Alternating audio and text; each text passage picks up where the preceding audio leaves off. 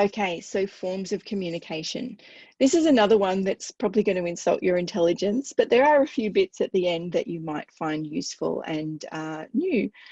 So first of all, we're talking about some of the different ways that we can communicate as managers.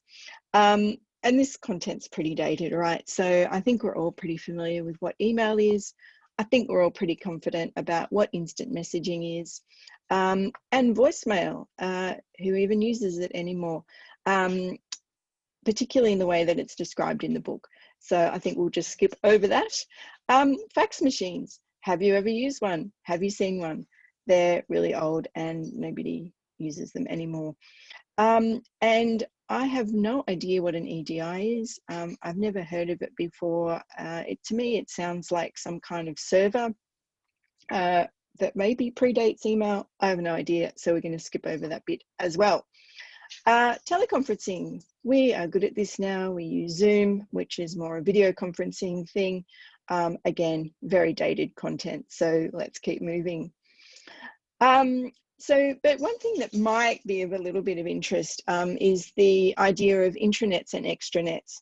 This is, again, pretty dated language, but intranets you'll often find in organisations that are useful for having a repository of information internal to the organisation. They might not even call it an intranet anymore. They might just call it the library or information source, I don't know. But the distinction here is that the intranet is only internal to people who work in the organisation, and the extranet is information that's available outside the organisation. So typically this can be information held on a website. So anytime you go into, say like a telco, and then you can go into their knowledge base, you would consider that an extranet. Now, the reason that those two things are of interest to us is because of the idea of knowledge management. And this becomes a particular issue for organisations as they grow and over time, because as human beings, we forget things.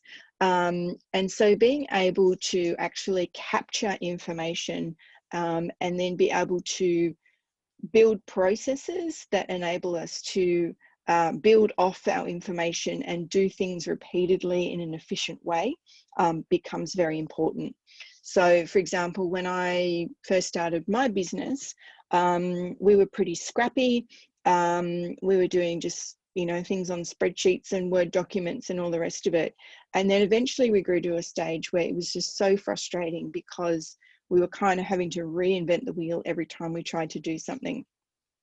And so we invested pretty heavily in systematizing our business in order to get efficiencies around the way that we worked and the way that we were able to operate the business in a way that worked efficiently, and the way that we could then share information across the team became very important as well, so that one person didn't just hold information. If that person left, we lost all that learning, we lost all that knowledge, but how could we actually build systems in the organisation that then meant that when new people came in, they could access that information and ideally have that information embedded in processes that enabled things to work efficiently. So from there, that's the end of communication. We're now going to move into our interpersonal skills component of this chapter, with our first topic being active listening.